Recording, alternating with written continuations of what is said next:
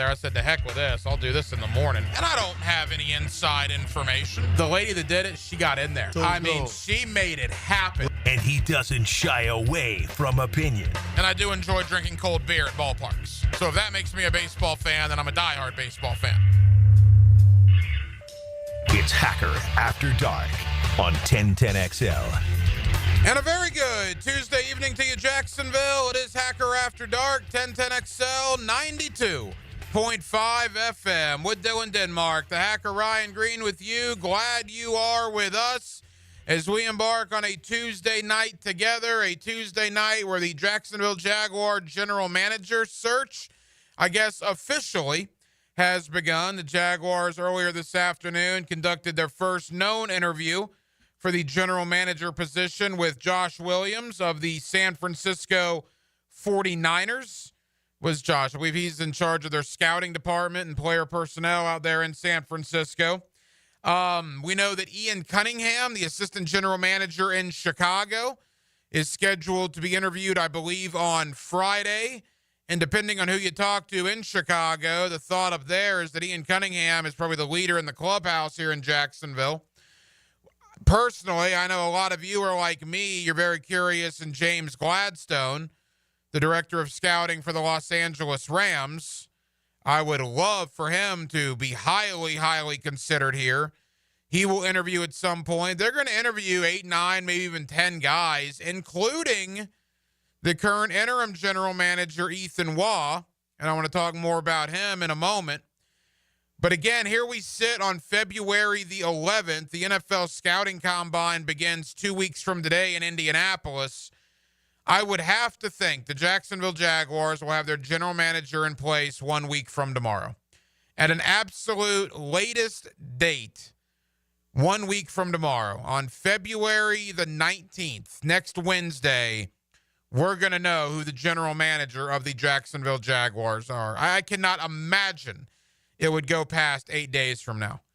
So we'll see what happens. It'll be interesting. And the odd thing about the GM search, unlike the head coach search, is we have a pretty good idea, at least some of the guys for the head coaching position. I'm pretty clueless as to a lot of these GM guys, all right? I see 30-second excerpts of sound bites from over the years, i.e. James Gladstone, which piques my interest. I know Ian Cunningham has interviewed a lot of different places, and people up in Chicago really like him. He shares an agent with Liam Cohen. I get all that, but I just don't know a lot about these guys. I mean, who knows about the director of scouting for this team or the director of player personnel for that team?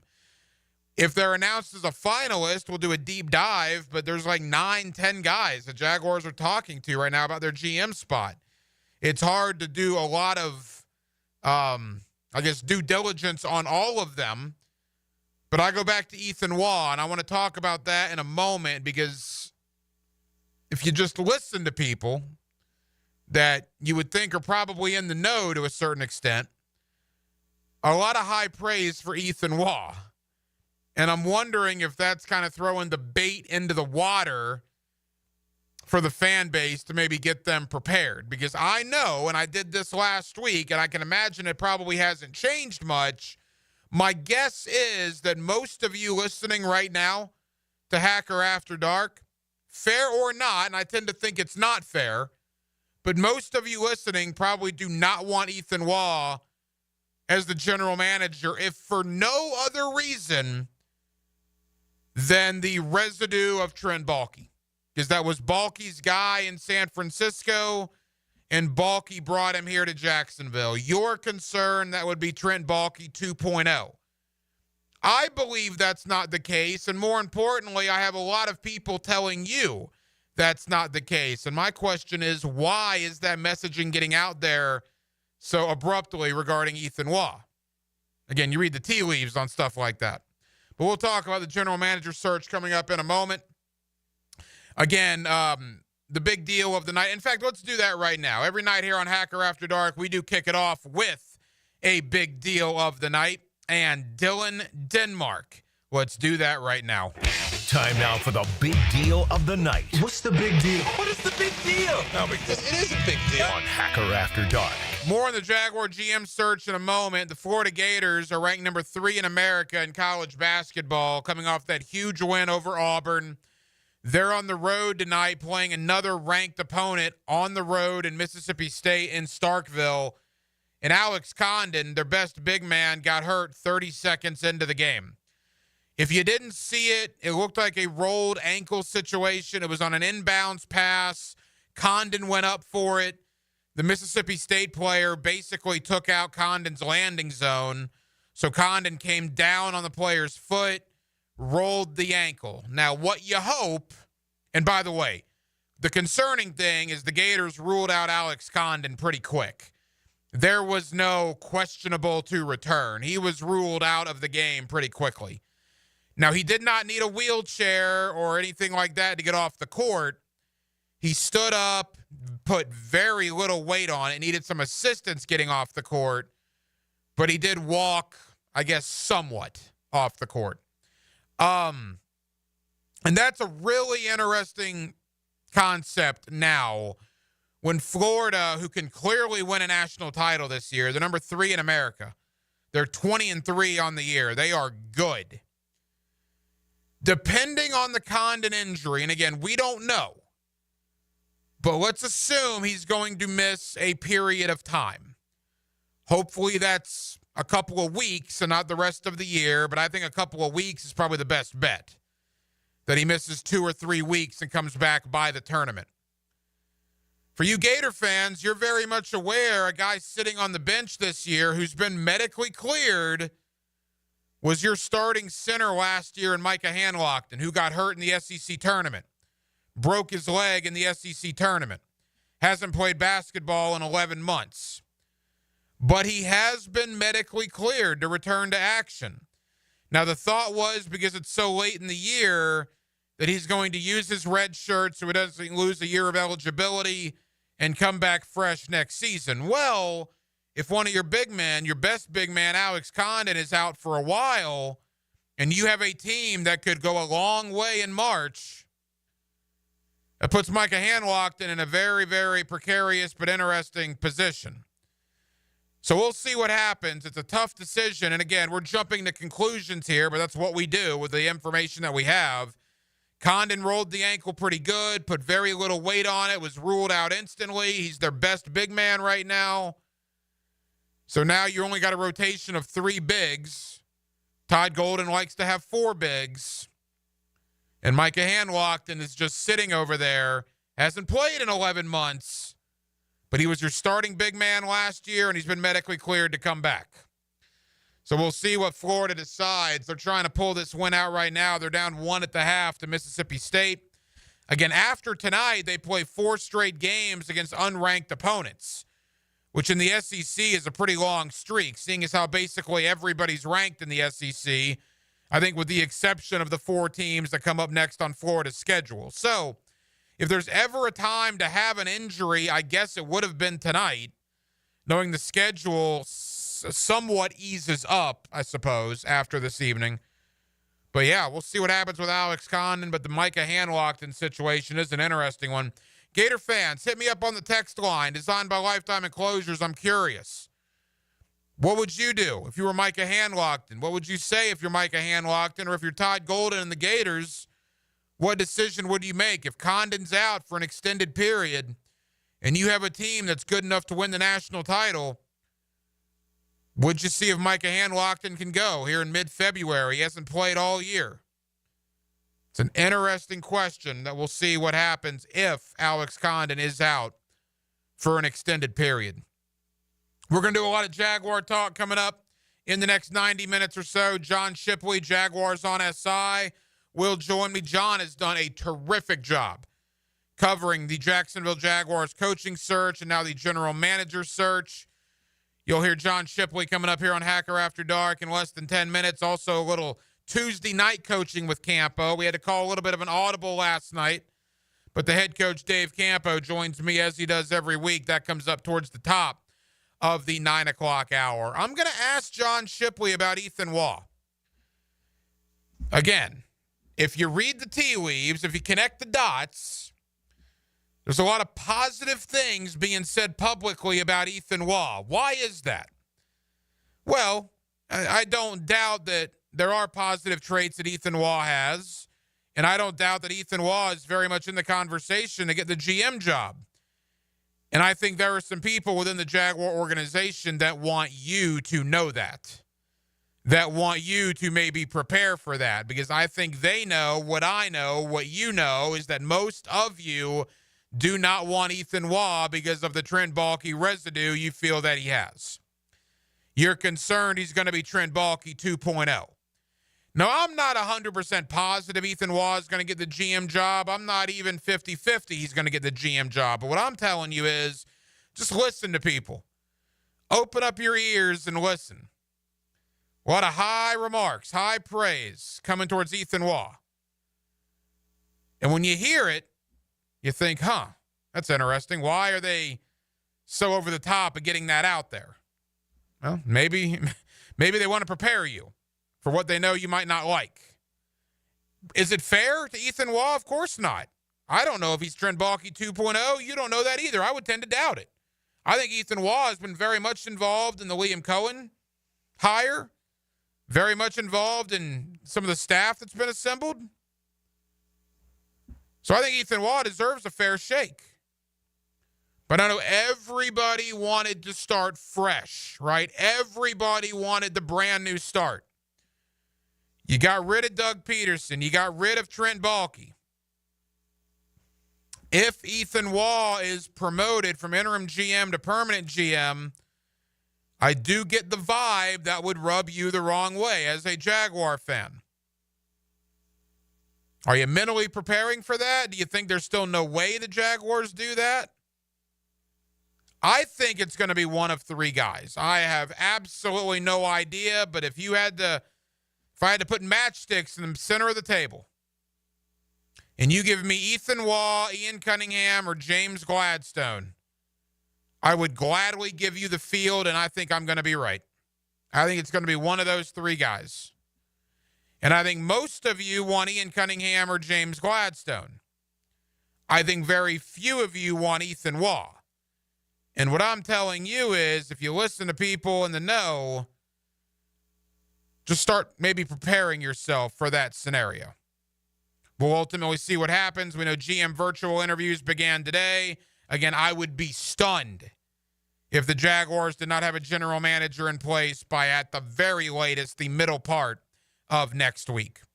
Let's talk about the absolute craziness this last month has been. Let's talk about the GM search that's going on right now with my buddy John Shipley, Jaguars on SI. Again, John has done a great job covering every aspect of this, and he joins me next on a Tuesday night in Jacksonville, Florida, with Dylan Denmark, the hacker Ryan Green with you. It's Hacker After Dark, 1010XL, 92.5 FM. Apparently I'm, volatile, self-obsessed, and don't play well with others. Jeff Prosser. I think I need a timeout. Mornings on 1010XL, 92.5 FM. Awaken 180 weight loss. Awaken 180 weight loss. You know, I'm telling you guys all week long, I'm looking at that calendar, and we're approaching 1 year, man. 1 year. Remember the date like it was yesterday. February 20th, 2024. My first morning on Awaken 180. I got on that scale. I weighed 317 pounds. And now here we are on February the 11th, 2025, and I'm down over 115 pounds, thanks to the best weight loss program I've ever been on. You know, I could sit here and verbally tell you how great Awaken 180 is, and they are, or just simply look at a photo of me from last year and look at a photo of me right now. And you know what that is? That's Awaken 180 weight loss. That's all the info you need. If it's time for you to lose weight, do what I did and get in touch with the best weight loss program going.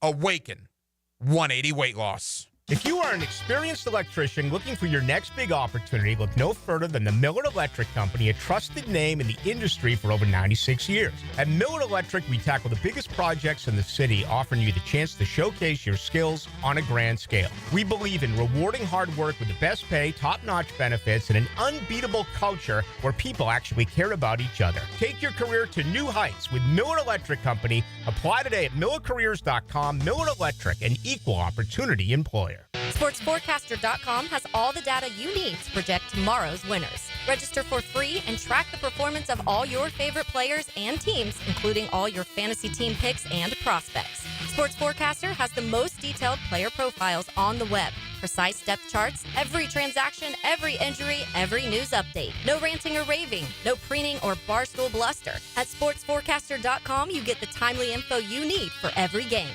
SportsForecaster.com. Sign up for free today. Don't miss the Players' Championship, March 11th through 16th at TPC Sawgrass. This can't-miss event features a variety of activities for every fan to enjoy, from delicious bites to the Sawgrass Splash. There are endless fan enhancements that will make for a memorable experience. Plus, watch the top PGA Tour players, including back-to-back champion Scotty Scheffler, take on the iconic stadium course featuring the famous Island Green. Tickets available at theplayers.com. Here's your 1010XL First Coast Community Calendar. The Hometown for Heroes Home Buyers Program helps you get your down payment and closing costs paid. Call to learn more. 574-7180. City Rescue Mission has been providing food, clothing, and love for over 70 years to the homeless in Jacksonville. If someone you know is struggling, City Rescue Mission is here to help. Learn more about the City Rescue Mission at crmjax.org. If you know someone with cancer and no insurance, call the U.S. Uninsured Helpline at 800-234-1317. The Creeks Athletic Association in St. Johns County offers a variety of sports for children 5 to 18. Learn how to get your child involved at caaleague.org. Builders Care is looking for volunteers, and there are so many ways you can help. Find out how at builderscare.org. If you're involved in a community event and you'd like us to help spread the word, find out how at 1010XL.com. Dr. Kevin Murphy with Southeast Orthopedic Specialist congratulating our Scholar Athlete of the Week, Leandria McLeod, senior basketball player at Ed White High School. Leandria is a 3-time team MVP and is a member of the National Honor Society. Lauren Brooks here for Terminix. When pests invade your home or business, you don't just need them out, you need them out fast. And you need to keep them out. At Terminix, they'll show up for you and eliminate pests quicker, just like they did at my house, because they care about what matters most to you. When pests show up, so does Terminix. Don't live with a pest problem, Terminix it. Visit Terminix.com today to schedule a free inspection online. That's TERMINIX.com. That's right, Terminix it.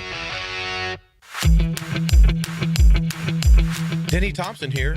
You got to check out Tyson's Showroom Home Theater with surround sound and comfy theater chairs. You can transform your living room into a cinematic experience. I can stay there to watch all my games. It's that comfortable. Call Tyson today and bring the theater experience home. Tyson Sound and Security, your security, home theater, and home automation experts. New showroom at 3555 U.S. Highway 17 in Fleming, Iowa. Mia here. When it comes to roofing, whether it be shingles, metal, or most repairs, there is one name that has protected your home since 1999. Pro-Jax Roofing. Serving all of Northeast Florida, Mike and his guys have been repairing and replacing roofs for 25 years. Need insurance help? Mike's team can help. Raised in a military family, Mike provides great attention to detail with unparalleled quality and workmanship. They also have warranties, so you can have peace of mind. Call Mike today for a free estimate or online at projaxroofingfl.com. Hey, Hicken here, or just call me Dreamfinders Danny. For a limited time to ring in the new year, Dreamfinders Homes is offering an amazing 4.99% fixed interest rate. Now's your chance to lock down that rate and get in the game. You heard me right. It's 4.99 fixed interest rate on select move-in ready homes. Visit dreamfindershomes.com for sales event information and get in the game. Interest rate available on select move-in ready homes. Restrictions and limitations apply. Go to dreamfindershomes.com for more details. 1010XL is presented by Farah & Farah, exclusive injury law firm of the Jacksonville Jaguars. Protecting you and your family. Call 396-5555. Jacksonville. Back here on 1010XL and 92.5 FM in the city of Jacksonville. We are glad you are with us. Boy, what a couple of weeks it's been for the Jacksonville Jaguars. From the firing of Doug Peterson to the retainment and then the ultimate releasing, I guess, firing of Trent Baalke. You have Liam Cohen as the brand new head coach. You got a brand new coaching staff, Tony Baselli, the EVP of operations. And, oh, by the way, you have a general manager search that is currently still ongoing. There is a lot to digest. There is a lot to get into. And with that, my buddy John Shipley, Jaguars on SI, always kind enough to join us here on 1010XL. John, how you doing, man? Hey, doing good, my friend. How you doing? John, we're good. It's been a while since you and I talked on air. Last time we talked, Trent Baalke was still the general manager here in Jacksonville. So it's been some 3-week period in totality. And you cover this team as close as anybody. How crazy have these last 3 or 4 weeks been? I mean, that 2-day span in between Cohen turning the Jaguars down and then Baalke being, quote unquote, parting of ways, really fired shortly after, to the next day, Cohen's kind of cloak and dagger interview with the Jaguars. That was probably the most whirlwind, I'd say, 48-hour span I've had on the Jaguars beat. And I put it on Twitter. I mean, I was there for the Urban Meyer bump and grind. I was there for Urban Meyer allegedly, kicking Josh Lambo. There have been some crazy stories to break. When Tom Coughlin got fired, I was on a podcast, and there's been some wild stuff at the Jaguars. This was by far, I think, the wildest little stretch where, it's not often you can say this, but I'd say for a 2-day stretch, they were probably the face of the NFL news cycle. I've given you a lot of credit because you had and still do have a lot of juicy tidbits about everything that transpired. But you had the story like 2 weeks before all this happened when you talked to a source within the league coaching community that told you Baalke was going to be an issue, right? All they had to do was read John Shipley, Jaguars on SI, and they would have known this, and that ultimately came to fruition. As a reporter, John, do you kind of feel justified when you had that 2 weeks prior to all this unfolding? No, absolutely. And there was definitely – that's why, sometimes I write and I analyze things the way I do, because when Liam Cohen pulled his name out of the coaching search for the 1-day period that he did, I put on Twitter that they were all in on Liam Cohen. This search has now gone off the rails. I wouldn't say that if I didn't have the background knowledge and insight of knowing that they went into this entire process with Liam Cohen truly being, a 1A or 1B to Ben Johnson. And anybody who says otherwise, it's not accurate. What's accurate is they went into the process with Cohen right there at the top of their list. And when he pulled out, it was obvious that it was a big issue. It was such a big issue that Sean Khan moved on from his most trusted football confidant. So no, I definitely felt justified. I mean, really, throughout the search, the coaching staff got announced last week. We had some names that we had reported were staying. I believe we were the first to report on Rusher Angulu and Tyler Tettleton and Luke Thompson all staying. So definitely felt like it was a vindicating offseason. But that's, all thanks to the hard work that a lot of people put in and the trust that people put in me. And I don't take that lightly for a second. And I, was really appreciative of the fan base as well and how, much they supported me through this coaching search, how much they have told me they appreciated the way I've gone about reporting things, because I do try to do it the right way. So it was definitely, I think, a vindicating couple of weeks. No, you've done a fantastic job. And John Shipley, Jaguars on SI, with us here on 1010XL. John, what was it about Liam Cohen? Why did they like him so much, and what ultimately led him to be the guy here in Jacksonville? Well, I'll tell you, after Cohen's opening press conference, he obviously did the rounds. He did that interview with Rick Stroud. He did interviews with TV stations, but he also talked to the writers of the group, about 5 to 6 of us. And just in that more isolated setting that wasn't him, projecting to an entire fan base, an entire franchise, an entire crowd, just in that more personal setting, it's very easy to see how this guy can just absolutely crush an interview. I mean, his enthusiasm and energy feels magnetic. It feels genuine. And then beyond that, he has the traits of a leader who can connect with today's modern players, stuff like that. But what about his actual football chops? And I mean, he's essentially the reason Will Levis got drafted as high as he did. The reason Will Levis was ever even thought of as a potential first-round pick. He's learned from Sean McVay. He's coached Matthew Stafford. He's, coached with Kevin O'Connell. He's coached with all these different guys. And then when he's had to do it on his own in Tampa Bay last year, Tampa Bay's offense was just okay under Dave Canales. And that's probably even putting it a little nicer. They were a very average offense when Cohen came in. And then Cohen comes in and he turns them into a top 5 unit despite serious injuries at receiver and offensive line throughout the year. I think when you mix those two things, his enthusiasm, energy, positivity, passion with his ability to get production out of an offense, I think you can see why Shad Khan was always high on this guy. John, when you look at the staff that Liam Cohen has put around him, let's begin with the coordinators. The retainment of Heath Farwell, and he's the older statesman in the room at 43 years of age. Anthony Campanile, I've learned a lot about him as of late. I kind of like him on the surface. And then Grant Udinski is, I guess, the whiz kid at 29. What do you make of the coordinator hires here in Jacksonville? Yeah, start off with Campanile. I've reaching out to people, around the league. He's been somebody who I haven't heard anything negative on yet. Now, I am afraid of getting a little burned because I thought the Jaguars hit a home run with the Ryan Nielsen hire. I was even on record saying, wow, if they have a good defense this year, he might get head coach interviews. And it obviously went the exact opposite way. So I'm a little tentative. I'm getting burned by a first-time coordinator, but I will say everything I've heard about him is that I think some of the areas where Nielsen struggled was, just that he's an old school coach, old school mentality, maybe connecting with the modern era of players and the modern age.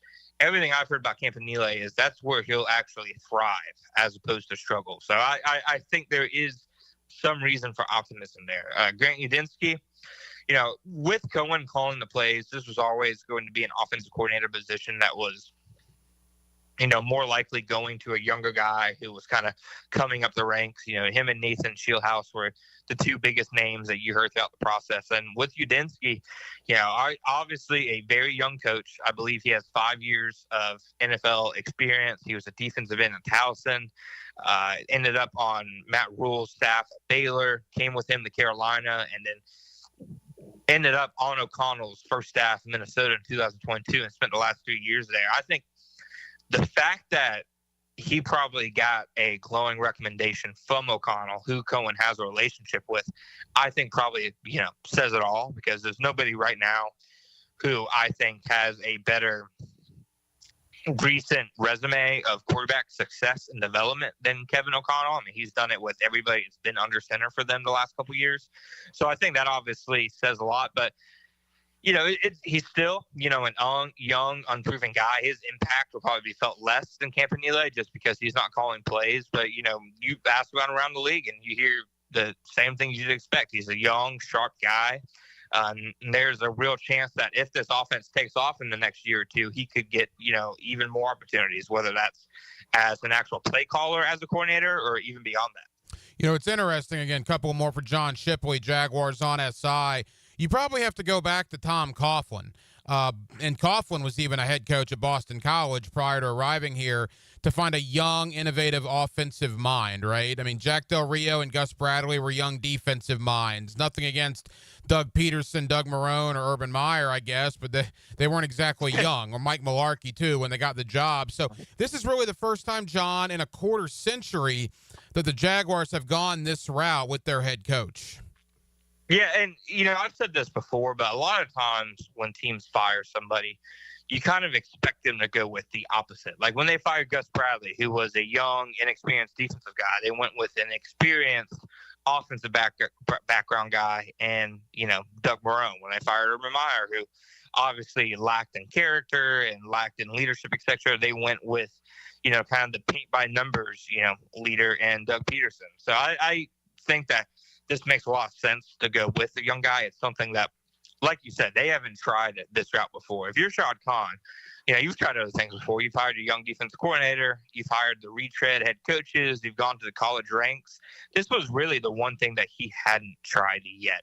And it was something that I think a lot of people expected him to try in 2022, and it ended up obviously not happening. I think just where the roster is right now, where Trevor Lawrence is right now, this was the right time to kind of find that coach and potentially try to find that next Sean McVay, Matt LaFleur, Kevin O'Connell type. Yeah, Liam Cohen, the 5th youngest head coach right now in the National Football League. I want to end with the GM search, John, but before we get there, Tony Baselli, EVP of Football Operations. What I love about that is Tony obviously doesn't need to do this. Tony could be doing a million other things. Tony wants to do this because Tony loves this organization, and I do think that means something. Yeah, and the reason I think it's a smart hire is because Tony has a vested interest in the success of the Jaguars. Like, he has, obviously, he bleeds teal. He's been one of their biggest supporters and defenders since the day he was drafted. And Shad Khan needed somebody who could tell him what was going on with the team from a point of view that it wasn't directly affecting them. Like, everybody knows in Jacksonville that, for the last 3 or 4 years, Trent Baalke was the one telling Shad Khan how things were going inside the building. Well, if, you're Shad Khan, obviously he was taking what Baalke was saying at face value, but from the outside, can we really be sure that somebody in that position who their job is actually impacted by what they're saying can really be trusted to give you the full picture? That's why I think it makes sense to have somebody who is that middleman between the football operations and the front office and ownership, who isn't as worried about job security, and they can tell you the honest truth that you need to hear, because I'm not sure the Jaguars have been told that in recent years. I firmly believe that Shad Khan was probably being told the last few years. I mean, he as much said it last year, that they're the greatest team that the Jaguars have ever had. Shad Khan didn't come up with that on his own. It's not hard to connect the dots on where that's coming from. So I think it's important to have a guy like Baselli who isn't looking out for his own interests in that role. John, as we begin to wrap up, the general manager search, I guess, officially kicked off earlier today. The first known virtual interview took place. They got more scheduled tomorrow, more scheduled at the end of the week, including, I believe, Ian Cunningham. And it's interesting, you're on social media, and Ian Cunningham was kind of the flavor of the week. And then all of a sudden I see this cat named James Gladstone with the Rams. He really piqued my interest. I know some people like the guy out in L.A. with the Chargers. What do you think about this GM search? Is Cunningham still the guy to beat? I'm not sure if there is a guy to beat, quote unquote, yet. I do think Cunningham, he's obviously, when guys like Albert Breer and Adam Schefter are openly talking about him as a potential favorite, obviously he has to be somebody who's strongly considered. He shares an agent with Cohen. It's, been said that they have a relationship, obviously, beyond that. So it makes sense for him to be one of the names to watch. I'd be surprised if he wasn't in that 3 to 5 person finalist group that Tony Baselli said last week would also include Ethan Waugh. I mean, he comes also from good backgrounds, comes from the Eagles, comes from the Ravens background. Obviously, very impressive resume. And then Gladstone. I think Gladstone, honestly, if I had to say right now who some of the finalists will be outside Waugh, I think those are 2 of the finalists right there are Cunningham and Gladstone. Gladstone obviously is very young. I believe he's 34. He's even younger than Cohen. It'd be a dramatic shift, like the complete opposite of, Trent Baalke, who is an, older, experienced general manager, kind of a throwback NFL scout, to then going to a really young guy like Gladstone. But, I mean, Gladstone's been Les Snead's right-hand man for 8 years. He's seen how the Rams have been built. Obviously, he works, in the same program as Cohen during Cohen's time with the Rams.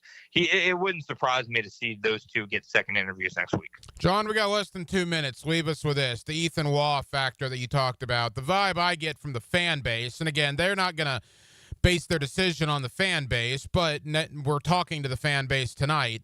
The vibe I get, the fan base would not like that. Whether it's fair to Ethan Waugh or not, and I don't believe it is fair, but the reality is he's got the Trent Baalke stench attached to him. What's your thought there? How does this end for Ethan Waugh? Do you think he definitely is a viable candidate for this job? I do, honestly. I know that's not what fans want to hear, but I honestly think Ethan Waugh is an extremely underrated figure within the Jaguars right now among the fan base. He and Tony Baselli each played a big part in Liam Cohen, that second pursuit of him after he initially withdrew his name. He's been keeping the lights on the last couple of weeks since Baalke's been gone. He was somebody who he was a really respected hire around the league when the Jaguars hired him in 2022. And the big thing is, he was a really, a close lieutenant of Baalke, worked with him in San Francisco. So a lot of people see him and kind of think, Trent Baalke. But the differences between them and how they operate is just very significant. I mean, I'll tell you right now, somebody who worked in San Francisco back when Baalke and Waugh were still there, I talked to him after Baalke got fired, and first thing that he said to me is that he has all the faith in the world in Ethan. And what he had also explained to me was, that this role, general manager, is a lot more than just being a football scout. It's also establishing relationships and being a person and, people person, and really just being a strong communicator. That's, at least half the battle. And that was where Baalke really failed ultimately. That's why he got the reputation he did. And every impression I've ever gotten about Ethan and interactions with him and talking to people around the league about him is that it's the opposite. Well, we'll see what happens. We know the virtual interviews began today. I would think in the next week, 8 to 10 days at an absolute max, the Jaguars will have their next general manager, John Shipley. John, tell the good folks here in Jacksonville, man, what you have coming out on Jaguars on SI in the coming days.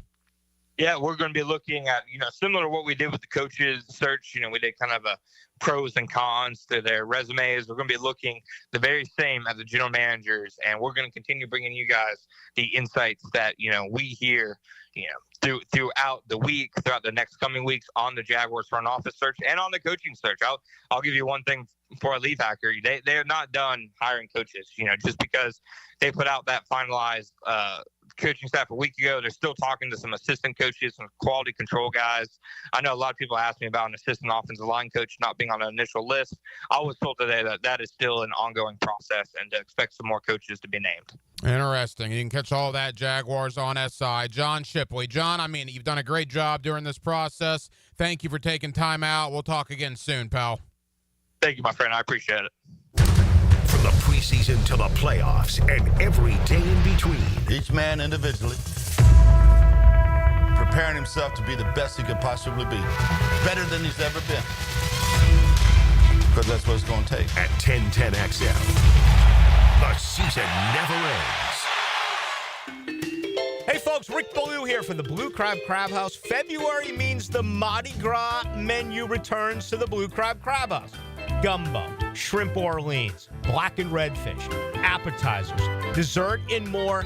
This includes, of course, their regular menu where you get crabs from the Alaskan waters, the Canadian waters, the Southern Georgia waters. It's only at the Blue Crab Crab House. Doors open at 4:30, San Jose, and, of course, Jewington Creek Road. These days, it feels like everyone is talking about how the American dream of homeownership has become out of reach for so many of us. Well, Rocket is trying to give us more of a chance to own our homes. They're making homeownership simpler and more accessible to more people, turning renters into owners. Rocket believes that every one of us deserves a shot at the American dream. So, are you ready? Own the dream. Visit Rocket.com. That's Rocket.com. Roses are red, violets are blue. A broken pipe? That's no way to woo.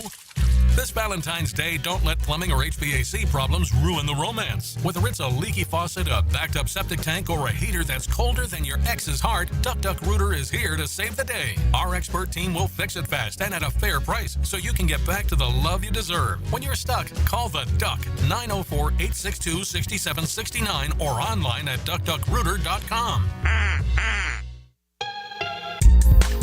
Yo, it's your boy E to the T here, and I know that getting into an accident is stressful, but getting the proper care doesn't have to be. That's why I recommend McGowan Spinal Rehabilitation Center. Even if you're at fault, your insurance covers you. And remember, you have the right to choose your own doctor.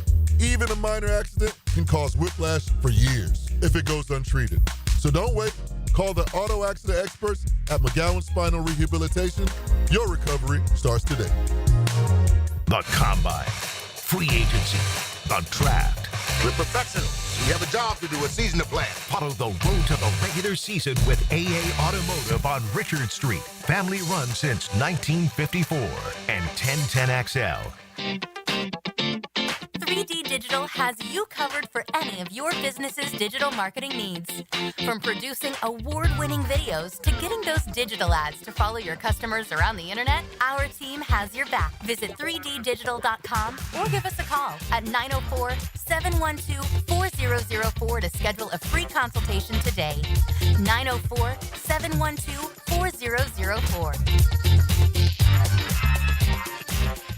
It's game time for your business, and Advanced Business Solutions has the winning play. With Xerox copiers, you'll never miss a deadline. Fast, reliable, and built for high performance, Xerox copiers keep your team ahead of the competition. From printing to scanning, Xerox brings the MVPs of efficiency to your office. Ready to make the winning move? Hire the champions at Advanced Business Solutions.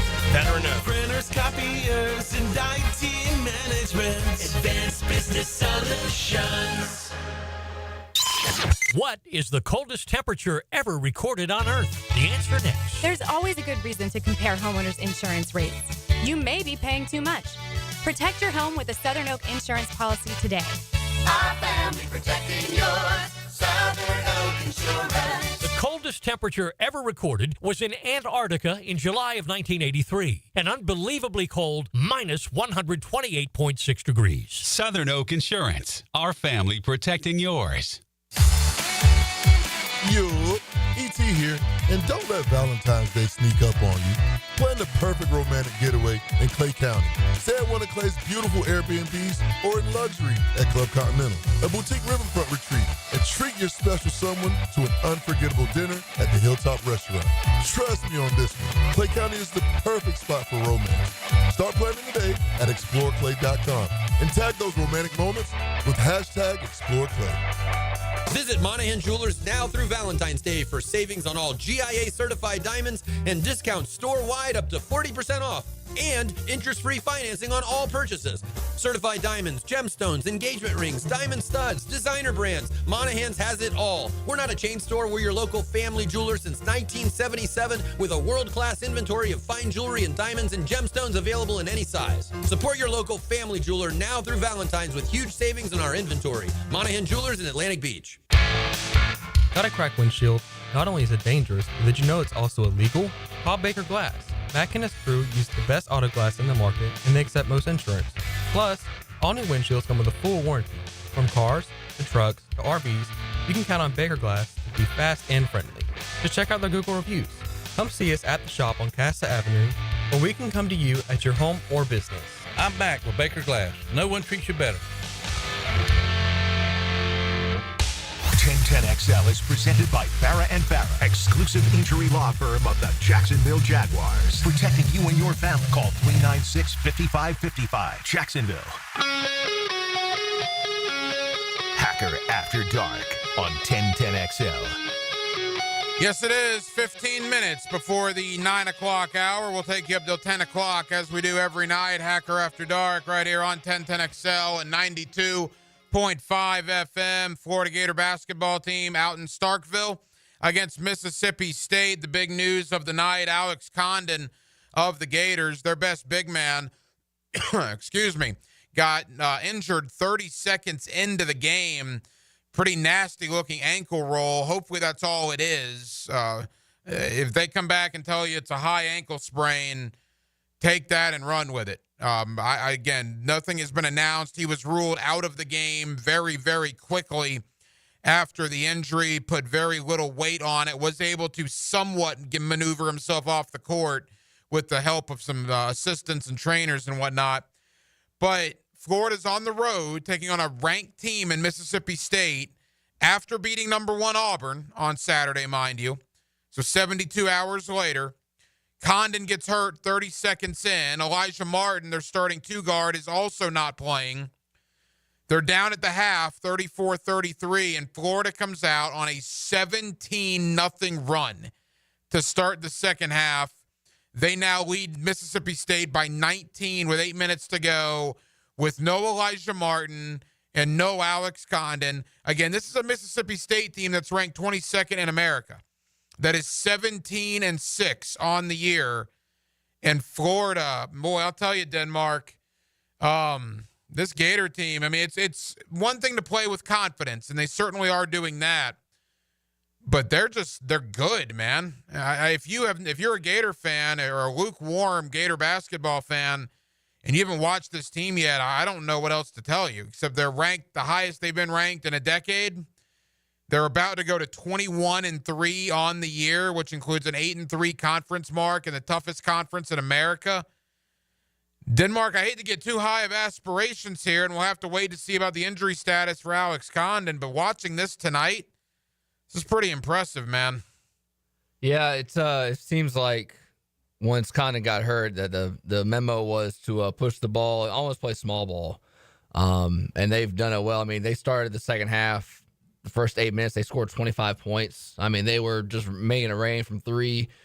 Walter Clayton was seeing easy guys in transition. I mean, everything you want to see in a basketball team, you're seeing with this team without their two stars is pretty remarkable. And, last week at this point, you're asking the question, did Florida play their best basketball in late December, early January? And it seems like they picked it right back up in this last week. Well, I'll tell you this, too. I was wrong. And again, it's a small sample size, and I don't want to jump too far ahead of the story. But I thought with an 8-man rotation, they couldn't afford injuries. Now, look, they still can't afford injuries. You hope Elijah Martin comes back on Saturday against South Carolina, but the latest early next week. Who knows about Condon? It just happened 90 minutes ago. But I was of the opinion with an 8-man rotation that if Florida has some injury problems, well, they're in trouble. Well, they're -2 starters tonight on the road against a ranked opponent, and they are destroying Mississippi State in the second half. Now, Klobuchar is coming in off the bench. He's the fifth guard, I guess. He's in and replacing Martin, and he's been very good as well. So that adds a little more depth than I thought they had. But it turns out this team can withstand injuries, at least in the short term, because they're doing that tonight. Again, we'll keep you updated, but the Gators are up 19 on Mississippi State with 8 minutes to go. Florida looking to go to 21-3 on the year, and that would put them 8-3 in the Southeastern Conference. Quickly, it's mock draft season, and Field Yates of ESPN.com put out a mock draft earlier this morning.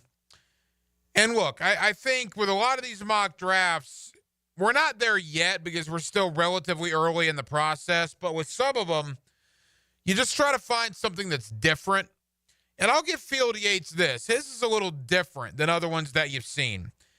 He has the Titans taking Travis Hunter, number 1 overall. You haven't really seen that a lot. It's a lot of Cam Ward, a little bit of Abdul Carter. I haven't really seen Travis Hunter go number 1 in a lot of these mocks. He does this morning on ESPN.com.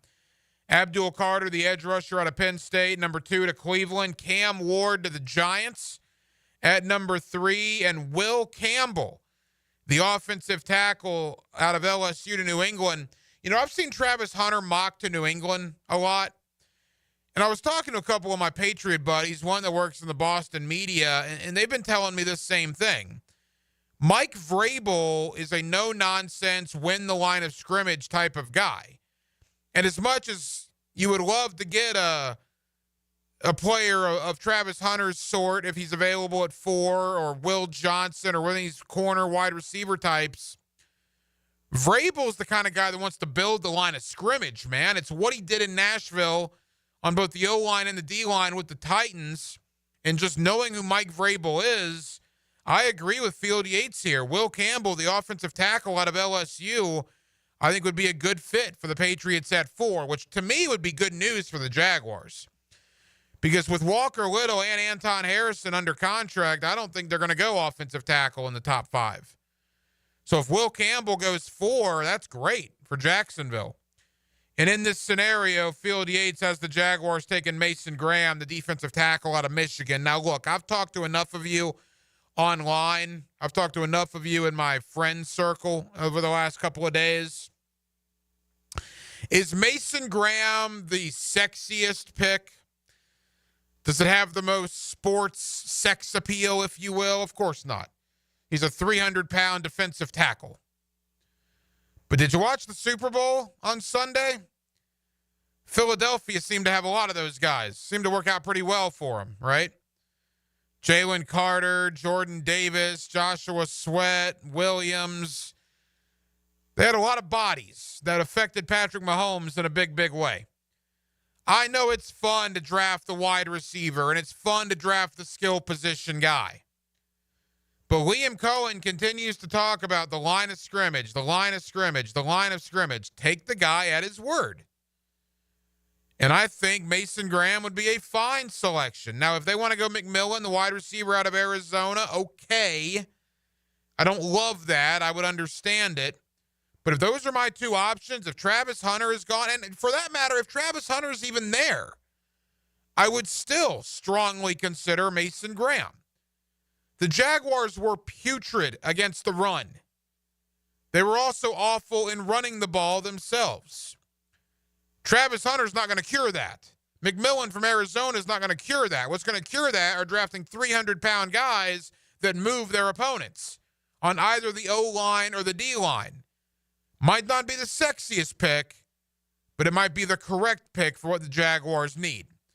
Again, Field Yates of ESPN.com has the Jaguars going Mason Graham, number 5 overall, in his latest mock released earlier this morning. 1 hour down, 1 hour to go, Jacksonville. We'll take you up till 10 o'clock, as we do every night at Hacker After Dark, right here on 1010XL and on 92.5 FM. Coming up next, my buddy Dave Campo. We've had him every week during the season, usually on Monday, called a little bit of an audible yesterday. We got him on Tuesday. Let's review the Super Bowl, but let's certainly talk Liam Cohen.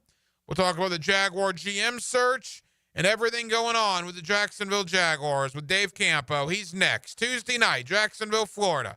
It's Hacker After Dark. Second and goal for the 5-yard line. Hear the voice of the Jaguars, Frank Franchi. 2 receivers right, 1 to the left. Crowd getting involved. Afternoons on the Franchi Show. Victory formation for Jacksonville. On 1010XL. Now you can watch 1010XL shows all day on X, Facebook, and YouTube. Brought to you by MyBookie. Experience Vegas from the comfort of your phone anytime, anywhere. Sign up today. Use promo code 1010XL. Baloo here for Spunez Vision. Why Spunez Vision? Well, I've been with Dr. Neil Spunez now since I got back to Jacksonville in 2006. 37 years of experience he has. Spunez Vision is a family organization that focuses on personal high-quality medical and surgical eye care. Dr. Catherine Spunez is fellowship trained in cornea and cataract surgery and all refractive surgery. Combined, that's 30 years plus in laser eye surgery. Visit SpunezVision.com today. Here you can see.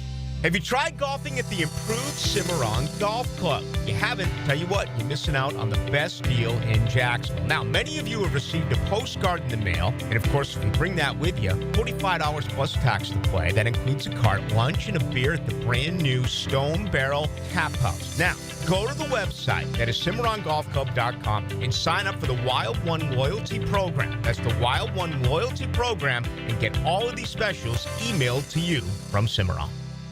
This is your Mad Dad's Update with Chapter President Donald Ford.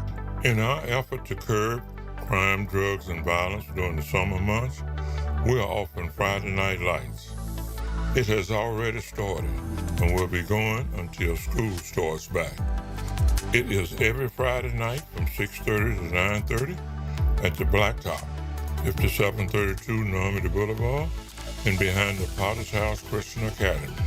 We manage 3 basketball courts. You are not running on the cement. We have covering on each court. The Lakers, the Magic, and the Heat. Ages 15 to 40 years old. This will give them something to do other than selling drugs and getting into trouble. We have monitors there giving leadership. We have to wake up, stand up, and speak up. Hit me on Facebook and tell me what you think. Or MattDadJacksonville.com. WJXL AM Jacksonville Beach. WJXL FM Jacksonville Beach.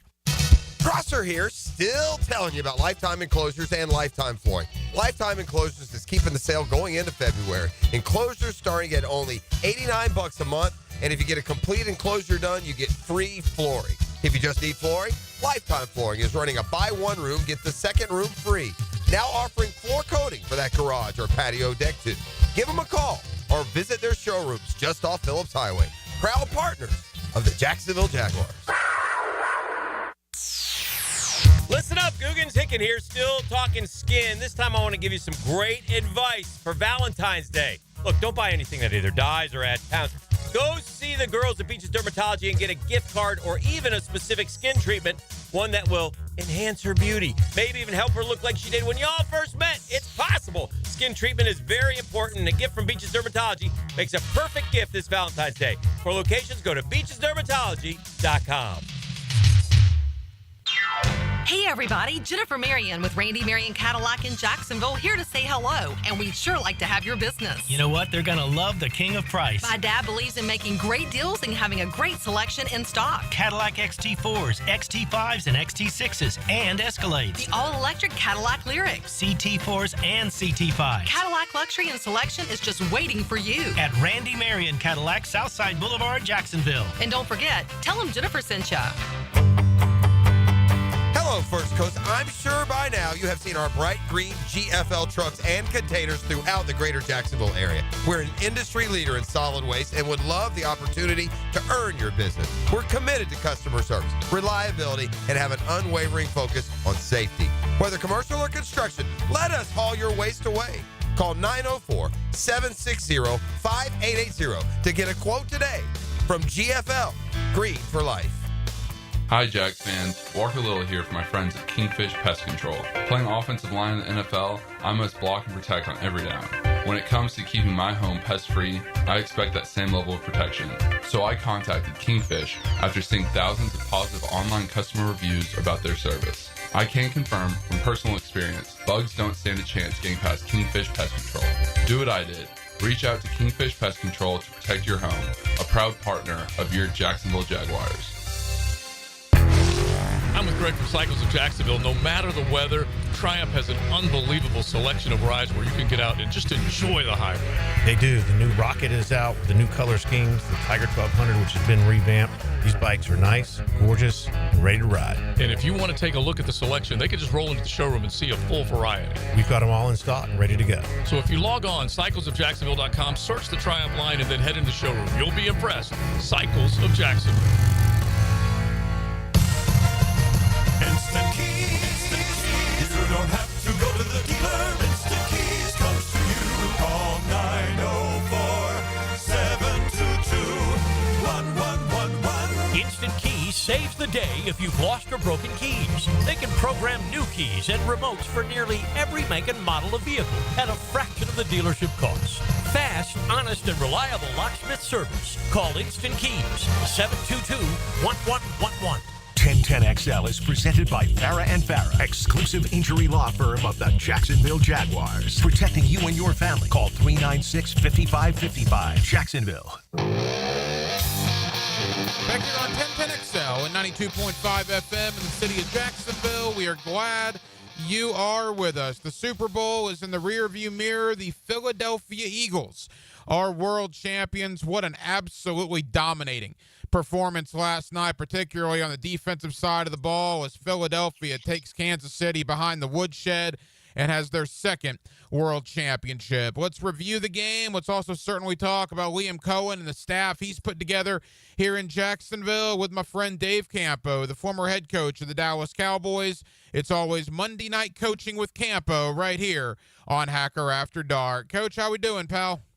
I'm doing great, and I always enjoy coming on with you. So this is a good evening. Well, I certainly appreciate it as always, Coach. All right, I have no doubt that you know Vic Fangio very well. It's kind of a coaching fraternity, particularly on the defensive side of the football. And, boy, that was nothing short of outstanding last night. Philadelphia dominated the game. Look, 40-22 was nowhere near as indicative of what a butt-kicking that really was. And the fact, Coach, that Philadelphia did not blitz the entire night and still got to Mahomes as much as they did, as a defensive guy such as yourself, I bet that brought a smile to your face. No question about it. And I've known Vic for many, many years. I was in the league with him, obviously against him. I never coached with him, but he is an outstanding football coach. He's very disciplined in what he does. He has a great deal of belief in exactly how he runs the defense. And, he's like, if you really look at it, every team should win. And that's both offensively and defensively. But in his case, his front four was absolutely dominant, and they've been dominant. I mean, all year. That isn't the first time. They've been able to rush the passer with their guys. Their two inside tackles are very physical. And so, you don't run the ball effectively on them. Their linebackers really attack the line of scrimmage. And, they have some really good cover guys in the secondary. So he has a really good unit. It's unbelievable that you can go a whole ball game and shut down that offensive football team without putting any extra pressure on them. Now, obviously, teams changed in the offseason, but we know Kansas City has just dominated the AFC for basically the last 7+ years. Did Philadelphia just give a blueprint to Buffalo, Baltimore, Cincinnati, Houston, Jacksonville, whomever you want to mention, on how to beat Mahomes and the Chiefs? I really don't think so, Hack. I believe that was just a tremendous, deal with, a performance by the Eagle defense. And to be honest with you, that in itself was a great example of what, like I said, if you put pressure on the quarterback, it really doesn't matter who it is. And they basically played zone defense. So they always had their eyes on Mahomes, and they were very conscious of him running the football. So in all honesty, I just think it was a better performance. The head coach, Dave Campo, with us here on Hacker After Dark. Coach, Nick Sirianni was on the hot seat not that long ago. And you look at what he's done. He's not even 45 yet. He's been to 2 Super Bowls. He's now won a Super Bowl. I mean, what can you say to what that head coach has brought to that football team? Well, the only thing that's gotten him on the hot seat is some reports about his relationship with the quarterback, and that's going to bring out the people looking at it and saying, well, I don't know about this guy. If he can't get a hold of a guy that's probably, I didn't see the end afterwards. I don't know who was the MVP of the Super Bowl, but it was probably Philly's quarterback. It was Jalen Hurts. Yep. Yeah. And so, if you have that disconnect, but I think they've worked that out. And he, along with Howie Roseman, have done a tremendous job of putting that team together, making sure that when they've had a guy leave, they've had a guy replace him. They've added good, really young rookie players that, they've obviously hit on the draft. So to me, I think he's just cemented himself there for a while. Now, look, it's fun to draft the flashy wide receivers and cornerbacks, and I get all that, and that's what's fun. That's what's nice to talk about. But last night, Philadelphia had a lot of big guys on both lines of scrimmage, all right? Whether it's Lane Johnson, whether it's Landon Dickerson, whether it's Jalen Carter, whether it's Jordan Davis, whether it's Josh Sweat. I mean, A.J. Brown was terrific. Devontae Smith was terrific. Saquon Barkley was good. Take nothing away from the skill guys. But I think last night, if you're a team like Jacksonville, it may not be the most the greatest thing for a fan to talk about drafting an offensive guard or a defensive tackle high in the draft. But I think Philadelphia just showed you that those guys are vitally important if you want to win a world title. No question about it. And it's always been that way. You go back to the great teams that we had in Dallas back in the day, and you could say the game has changed, but it really hasn't. It's blocking and tackling. If you pressure the quarterback and you keep the quarterback standing, those two things give you a great chance to win in the league. Every quarterback in the NFL is special in their own way. Some better than others, obviously, but all the quarterbacks, if they have time to throw the football, which Jalen Hurts had last night, and you can put a running game together, and then on defense, you can pressure the quarterback without adding extra guys to it, and stop the run. You've got a great group, and obviously that's why that football team won. And it hasn't changed. Back with the Cowboys, we had great offensive linemen, and we had 8 defensive linemen that could play. So you put those two things together, you got a great chance of winning and going all the way. The head coach, Dave Campo, here with us. Coach, final Super Bowl thought. I want to get to the Jaguars. Back to the Chiefs. Obviously, the story is all about Philadelphia, but the team that lost last night. based on what you said earlier, you don't think it's necessarily the end for Kansas City, and it won't be the end with Mahomes, but Travis Kelce, we don't know what his status is. Chris Jones isn't getting any younger. Andy Reid certainly isn't getting any younger. Is this maybe the beginning of the end for the Chiefs as we've known them for the last couple of years, or do you expect them to be right back where they were beginning next season?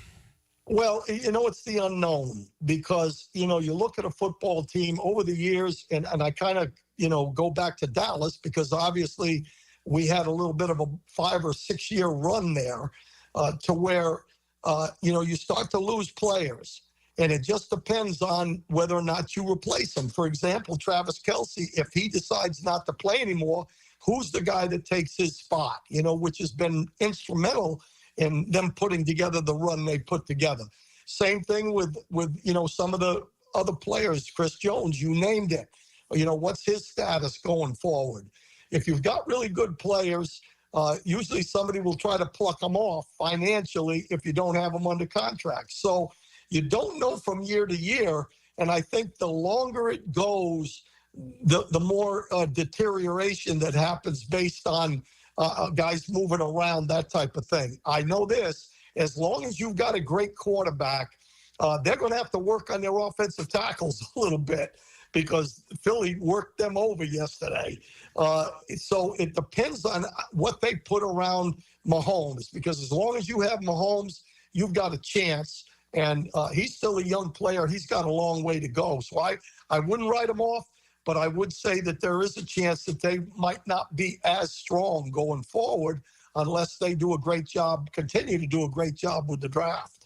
Coach, let's bring it to the home front. You and I talked a week ago. At that point, we knew some of the coaches. Now we know all of Liam Cohen's staff. It only took him 2 weeks from the time that he was officially announced as the head coach to filling out his coaching staff. What's your thought from a mile-high view about the staff that Cohen has assembled here? Well, I think they've made the decision.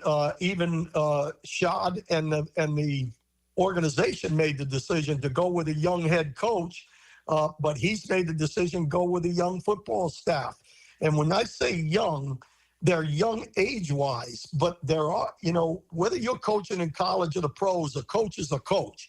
Now, from an experience standpoint, it's a little short, but overall, you increase the energy, which I think was missing in that locker room with young guys. And, if they're good teachers, I think those are things that we're going to find out. The one thing he did do, which I knew he was going to have to do, because you just don't pluck guys off of other staffs if they're under contract. He tried to get a couple guys from Tampa Bay. They wouldn't let them out. That's the way it works in the NFL.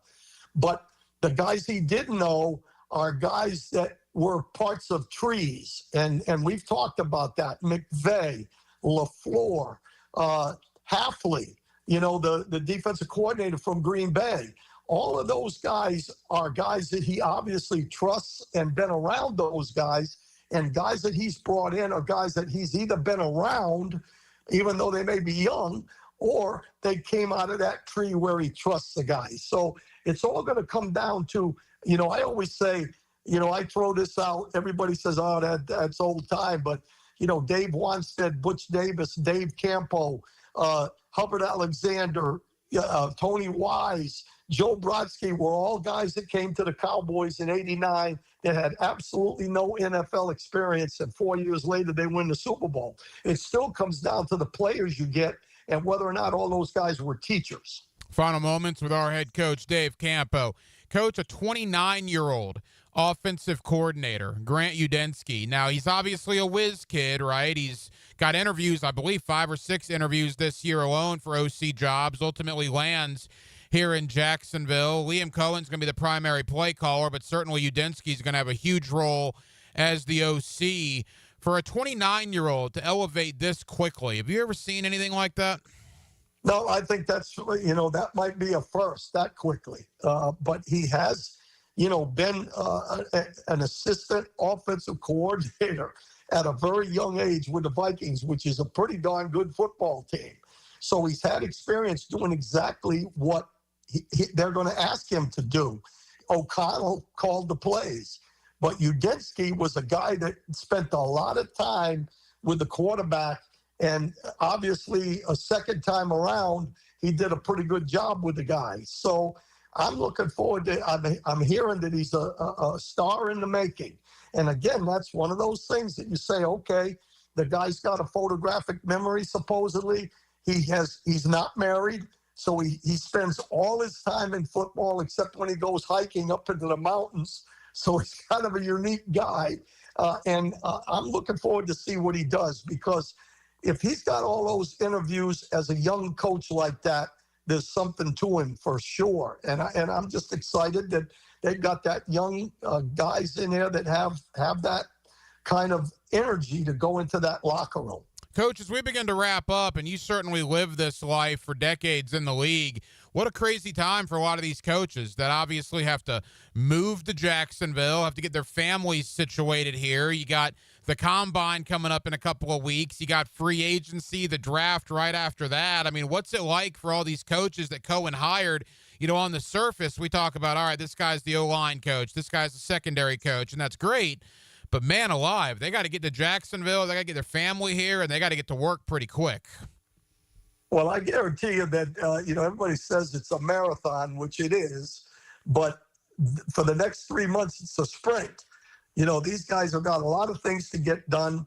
The great thing about the majority of the coaches, Hack, is that they have tremendous coaches' wives.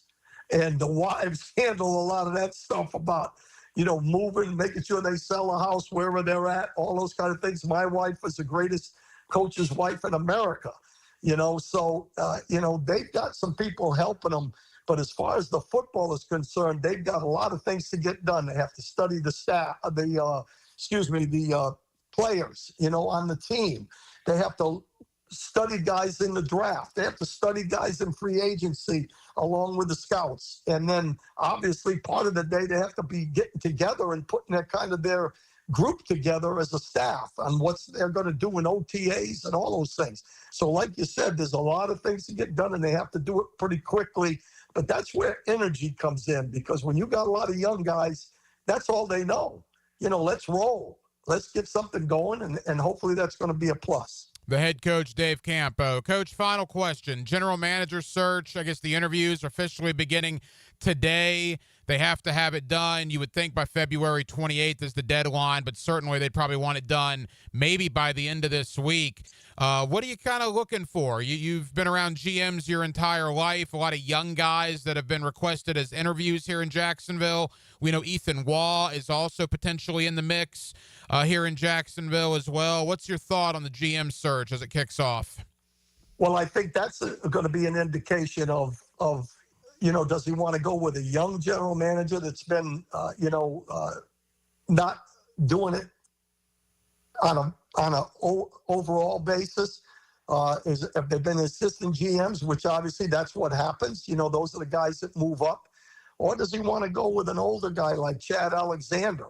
He's young in age, but he's been with the Baltimore situation. He's been an assistant GM for a number of years. That's my way of going. I think he needs a guy with a little bit older, more experienced hand to go along with this young group. And so, my favorite's Chad Alexander because his dad was our receiver coach at Miami and the Dallas Cowboys. So I've known him since he was 6 years old. The guy's smart. He's been around Ozzie Newsome and the guys over with Baltimore and now with Harbaugh with the Chargers. So to me, that's the kind of guy you want, the guy that's a little bit more experienced, yet he's a younger guy. The head coach, Dave Campo. Coach has joined us every Monday during the season. Coach, we can't thank you enough, brother. We always appreciate you on Monday Night Coaching with Campo. We'll take a week or two off, maybe get you back on around the combine and kind of get your thoughts on how the GM search goes and what's going to happen up there in Indianapolis. As always, pal, thank you, and we'll talk soon. You're welcome. I'll miss you, Hack, during this time off, but I'll be rejuvenating as well and getting ready to go. Your radio highlight reel. Caught for the touchdown. 1010XL, home of the Jacksonville Jaguars. Hey folks, Rick Ballou here from the Blue Crab Crab House. February means the Mardi Gras menu returns to the Blue Crab Crab House. Gumbo, shrimp Orleans, blackened redfish, appetizers, dessert, and more. This includes, of course, their regular menu where you get crabs from the Alaskan waters, the Canadian waters, the Southern Georgia waters. It's only at the Blue Crab House. Doors open at 4:30, San Jose, and, of course, Jewington Creek Road. These days, it feels like everyone is talking about how the American dream of homeownership has become out of reach for so many of us. Well, Rocket is trying to give us more of a chance to own our homes. They're making homeownership simpler and more accessible to more people, turning renters into owners. Rocket believes that every one of us deserves a shot at the American dream. So, are you ready? Own the dream. Visit Rocket.com. That's Rocket.com. Bueller. Stay cooler with Bueller. Hey, pal, what's the matter? I don't know about this air conditioner, Jason. You know, my job is actually to... I mean, 1 minute it's working, and the next minute it's not working. Every time I leave the house, I don't know if I'm coming back to a nice, cool oasis or a steaming cesspool of sweaty garbage fumes and dog farts, and then I'll never get to sleep. And I'll be too late to call someone. And what if I've got a big meeting the next morning and I haven't slept a wink? Okay, dude, stay cool. Or at least stay cooler. But Bueller Air and Plumbing can figure out why your AC only works sometimes and not all the time. We fix that kind of stuff every day.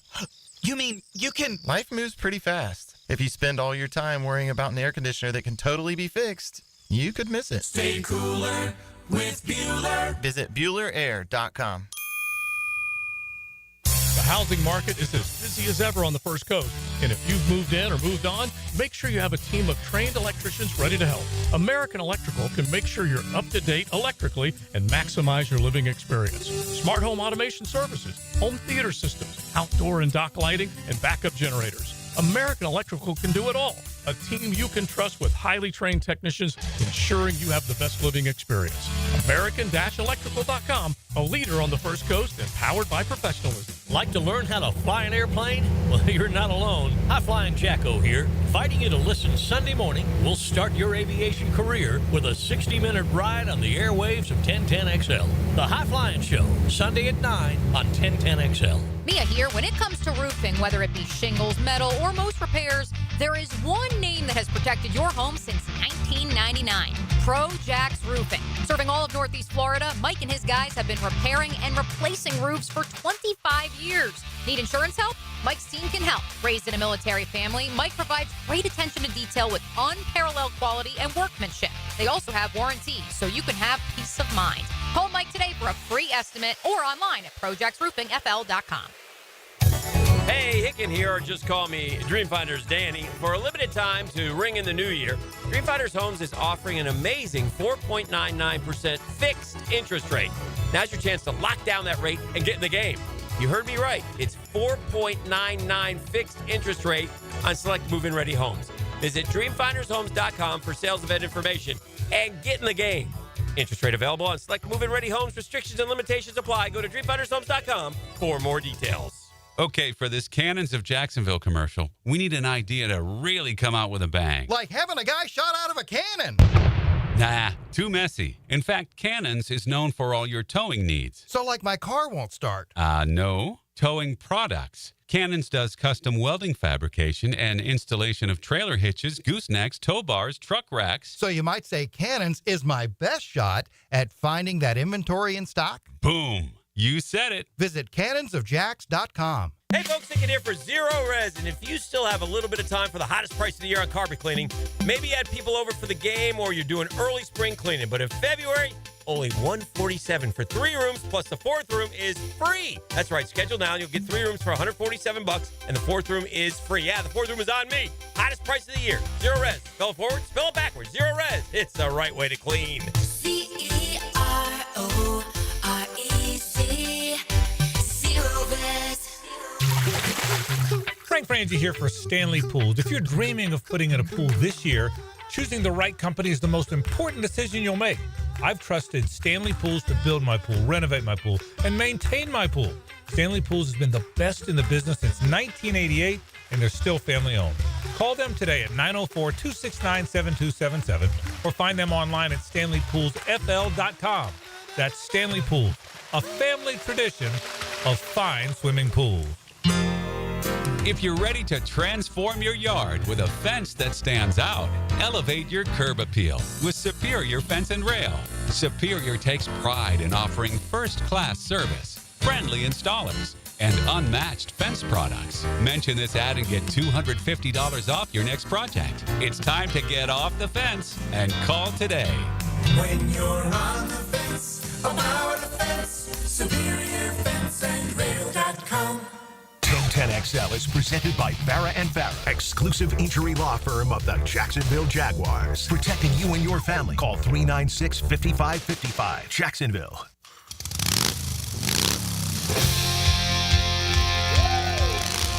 Hacker After Dark on 1010XL. Glad you're with us. Tuesday night, Hacker After Dark, 1010XL and 92.5 FM. The Florida Gators, winners tonight on the hardwood. They beat Mississippi State 81-68. That is a road win over a ranked basketball team. That is a good win for Florida. No doubt about it. Again, if you missed it, Alex Condon got hurt 30 seconds in with an ankle. He was taken for x-rays. Don't know the extent of the injury. It did not look good. Did not put a lot of weight on it, barely any weight on it walking off the court. But again, that was 30 seconds into the game. It would have been very easy for Florida to kind of go into a shell a little bit, but they did not. They actually were up by 24 at one point in the second half, ultimately win the game by 13 over a ranked Mississippi State team. That is back-to-back road wins over ranked teams in the conference. That is big time for Florida. They do not play again now until Saturday night, where I believe they welcome in the South Carolina Gamecocks to Gainesville. Also tonight, Kentucky over Tennessee, Auburn over Vanderbilt as the SEC play continues, but it's certainly a good win for Todd Golden and the Florida Gators. We'll talk a little college hoops, among other things, with my buddy Brent Beard. You see him locally on First Coast News. You get him weekly here on Hacker After Dark. That comes up in about 10 minutes. The final piece of the NFL coaching carousel has been filled out today. Kellen Moore, fresh off a Super Bowl victory in Philadelphia as the Eagles offensive coordinator, is now the brand new head coach of the New Orleans Saints. Kellen Moore agreeing to terms with New Orleans earlier today. Thus ends a very long NFL coaching carousel. Do you realize the regular season ended 37 days ago? And New Orleans now finally has their head coach. The way it figured itself out, Mike Vrabel to New England, Ben Johnson to Chicago, Pete Carroll to Las Vegas, obviously Liam Cohen here to Jacksonville. You had Brian Schottenheimer to Dallas. You got Kellen Moore to New Orleans as the coaching carousel has now officially come to an end. I think I'm missing one. I think there were 7 coaches in all. But that is the coaching carousel in totality. And I would have to say that I would imagine most teams are probably pretty happy. I think Las Vegas has to be thrilled with Pete Carroll. Chicago with Ben Johnson, New England with Mike Vrabel. I think Jacksonville, you are very happy, at least I am, with the way Liam Cohen has worked itself out. So outside of Dallas, which is a head-scratcher, I think New Orleans, Denmark, is probably pretty happy about Kellen Moore, based on the fact he was an offensive coordinator for a team that just won the Super Bowl. I think most fan bases now pretty pleased with how the coaching carousel ended up. Yeah, everybody but Dallas. Dallas was a weird one. That's Jerry Jones, I guess, just trying to keep it in the family, maybe. Yeah, that was bizarre. Yeah, Jerry probably thought that Mike McCarthy was going to come back and resign, and it didn't work out that way. And then he probably got caught back on his heels, thinking that somebody else was going to take it, and they didn't. So, yeah, everybody's pretty happy than Dallas, I think. I missed the Jets with Aaron Glenn, but again, they're also pretty happy, I'm sure. A former New York Jet coming back to be the head coach, and now we'll see. Odds are of the 7 new head coaches, 1 or 2 will work out. 1 or 2 will be average. and the other 3 to 4 will be fired within the next 4 years. That is normally the way it happens with the NFL coaching carousel. The general manager coaching carousel continues, right? The Jaguars, I believe, are the only team without a GM. We're 2 weeks from the combine. We're 72 days away from the NFL draft. The GM search has begun. Josina Anderson, by the way, NFL Insider, put this out on social media within the last hour, that her sources are telling her that a former NFL GM is at least on the radar for the Jaguars. The speculation has long been that that's John Robinson, the former GM of the Titans. I'm going to hope that's not the case. Again, I don't know much about John Robinson, only that that's the guy that traded A.J. Brown to Philadelphia.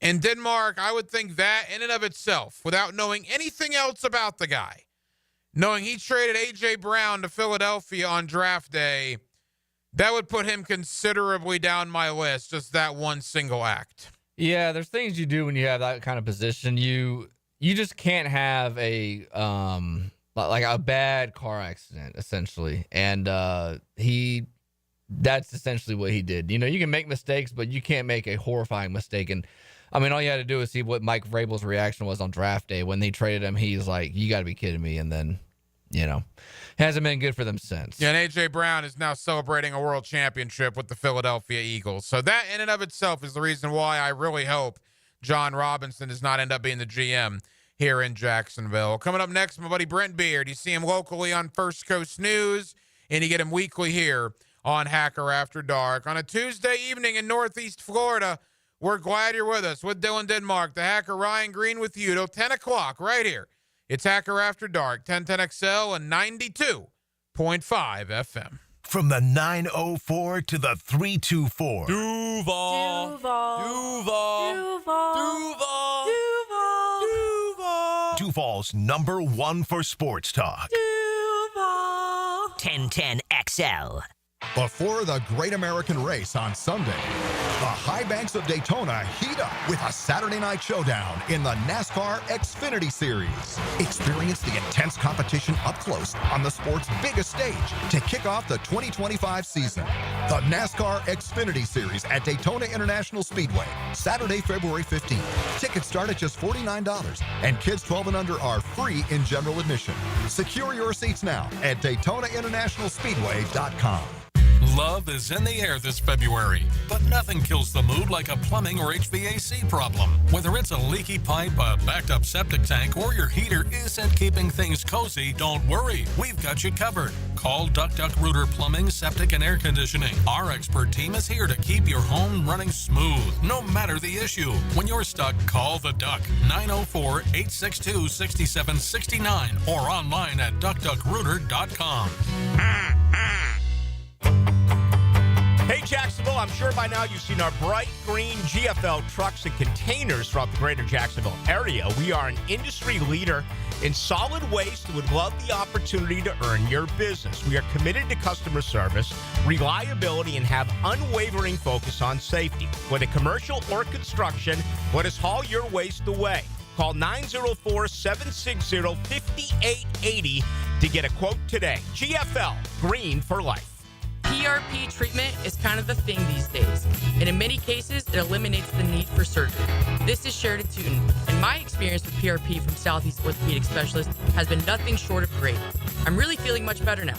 Ask your Southeast Orthopedic Specialist doctor about PRP treatment. This is Dr. Kevin Murphy with Southeast Orthopedic Specialists, where athletes are treated like pros.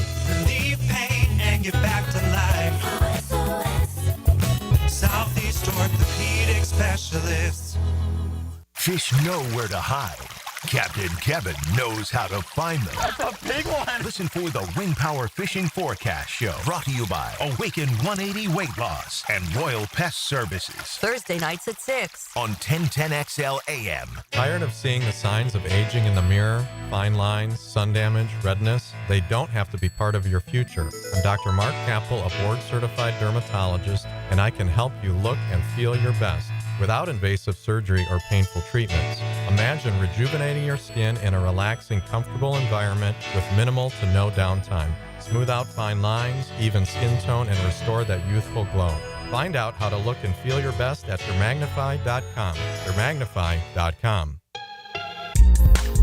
ET here, and if you've ever been injured in an accident, visit my buddy Dr. McGowan at McGowan Spinal Rehabilitation Center. You have 14 days to see a doctor and protect your insurance benefits, even if you're at fault. And no matter what you hear, you have the right to choose your own doctor. So I recommend McGowan Spinal Rehabilitation. Their auto experts will guide you in every step of the way to ensure the care that you need. Your recovery starts with McGowan Spinal Rehabilitation. Before termites attack your home or business and cause costly damage, Terminix it. At Terminix, we know how to stop termites. These destructive pests have been around for millions of years, but before they show up, so do we. And their time is up. Don't live with a termite problem? Terminix it. Visit Terminix.com today to schedule a free inspection online. That's TERMINIX.com. TERMINIX.com. Terminix it. Visit Monahan Jewelers now through Valentine's Day for savings on all GIA certified diamonds and discounts store-wide up to 40% off and interest-free financing on all purchases.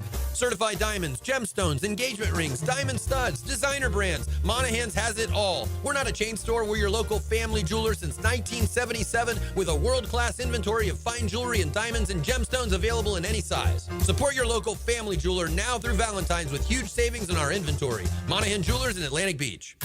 Mia here. Since 1982, Closets by Design has specialized in creating dream spaces for every budget. My designer, Frances, made the process so easy. She came to my house and designed a beautiful walk-in closet that's already so incredibly functional for me and old Beau Valentine. Call today to schedule your free in-home consultation at 1-800-293-3744 or visit closetsbydesign.com.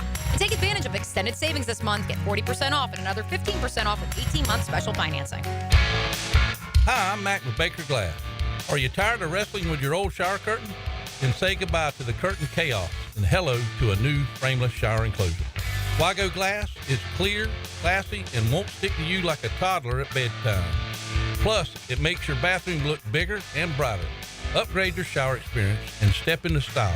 Call me at Baker Glass and get ready to love your new glass shower enclosure. Baker Glass, no one treats you better. Denny Thompson here. If you haven't heard, Tyson Sound & Security has a house built right inside their showroom, showcasing complete home automation and security systems. You have to see it to believe it. This setup can recognize intruders who approach your door and alerts them to leave if there's a break-in. Keep your family safe with the most state-of-the-art technology. Tyson Sound & Security, your security, home theater, and home automation experts. New showroom at 3555 U.S. Highway 17 in Fleming Island. 1010XL is presented by Farah & Farah, exclusive injury law firm of the Jacksonville Jaguars. Protecting you and your family. Call 396-5555. Jacksonville. Back here on 1010XL at 92.5 FM in the city of Jacksonville. We are glad you are with us. Jalen Hurts, the former Alabama Crimson Tide quarterback, is the brand new Super Bowl most valuable player. We'll certainly talk about that. A local high school star from back in the day is coming back to be on the Jaguar coaching staff under Liam Cohen, and the Florida Gator basketball team had an absolutely enormous win over Auburn, their second victory this year over a number one ranked opponent. There is a ton to get into with that. We welcome in my friend Brent Beard. You see him locally on First Coast News, and you get him weekly right here on Hacker After Dark. Mr. Beard, how are you, my friend? Well, it's an unusual time of year. We're actually done with football on the field, which is hard to believe. We'll have some spring games in April and some teams starting spring practice actually later this month. Certainly captivated by SEC basketball and what they're doing right now.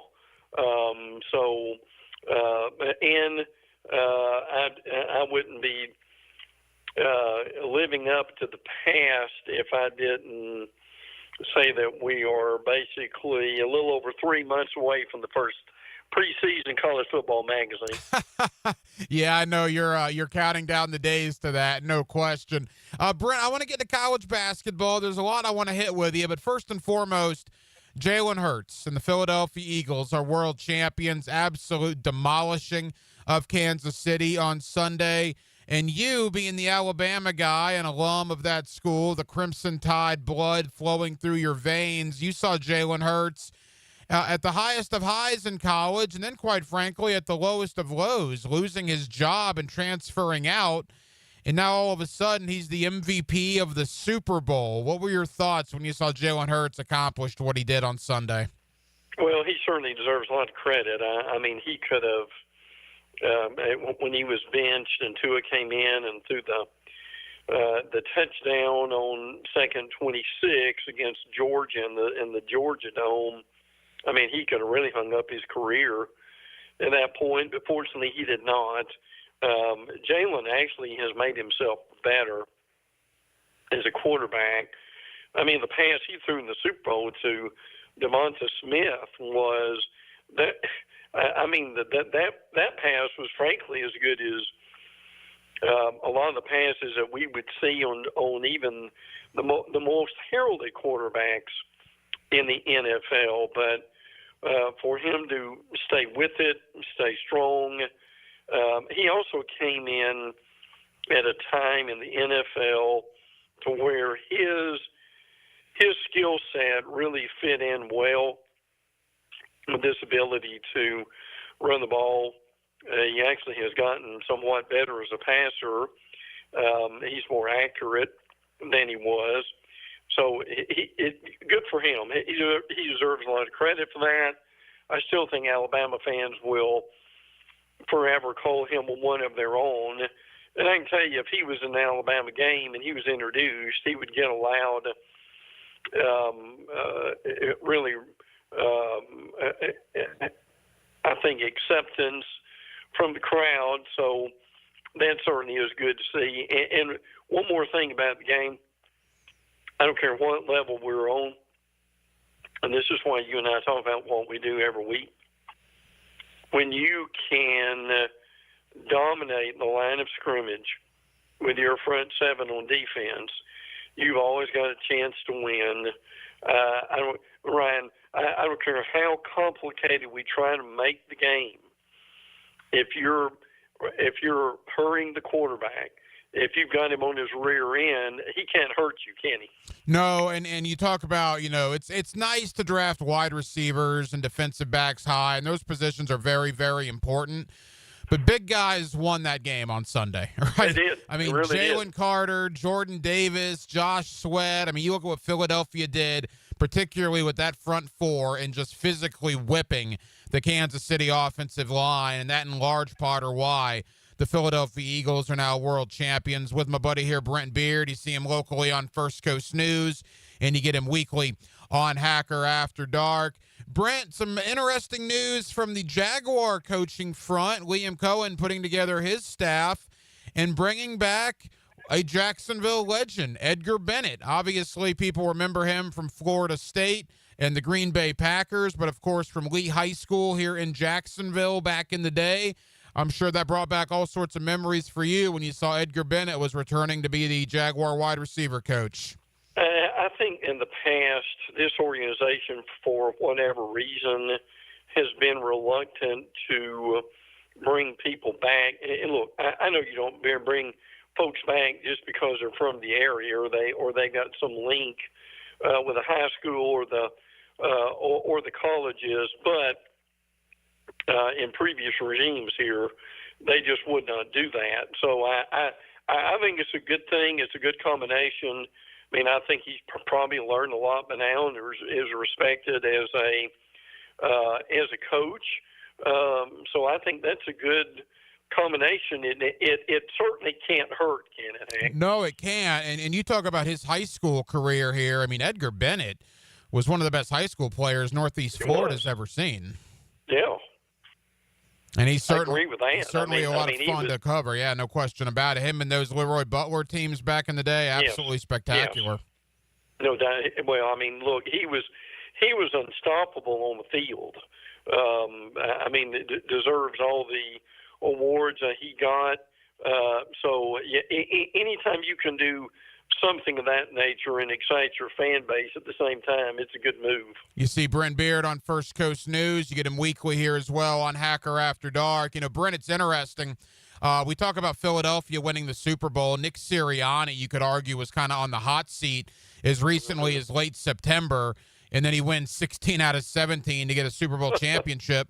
Kind of the same thing in college, right? Ryan Day, after the Michigan game, people were legitimately wondering if he lost to Tennessee in the first round of the playoff, if he would be fired in Columbus. But he beats Tennessee, and then he beats Oregon, and then he beats Texas, and then he beats Notre Dame for the national championship, and all of a sudden Ryan Day now with a brand-new contract extension at Ohio State. Well, he's a legend now when you win a national championship. The pressure is off of him. I mean, you've got $12 million a year. Now, Kirby Smart still leads. He's got like 13. 7-year contract that runs through the 2031 season. I mean, he's earned it. The pressure has been incredible with them not being able to beat Michigan. Now, he still needs to beat Michigan next year, but the reality is there's not the boulder on his shoulder, shall we say, as far as the pressure is concerned, if that doesn't happen. But I think they'll probably coach smarter than they did. I mean, they've got to replace some guys on the staff. I'm curious if you've noticed this, like I have. I've been, the grocery store and the gym and different places like that, and I've seen more Ohio State jerseys and shirts and bumper stickers than I've seen in quite some time. Yeah, it's funny how that happens when a team does what they did and wins games. You see a lot of that stuff come out of the closet. I saw what Brian Hartline is their new OC, right, replacing Chip Kelly, who is now the offensive coordinator with the Las Vegas Raiders. So we'll see a lot of pressure on Ohio State.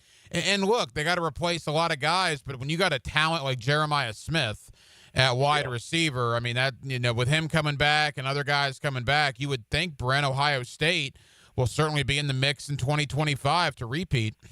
They would have to be. Agree. And again, a lot of the reason they did was because of their defense. Now, Jim Knowles is going to Penn State, so that's going to be a challenge to rebuild that football team. And look, again, it doesn't start easy.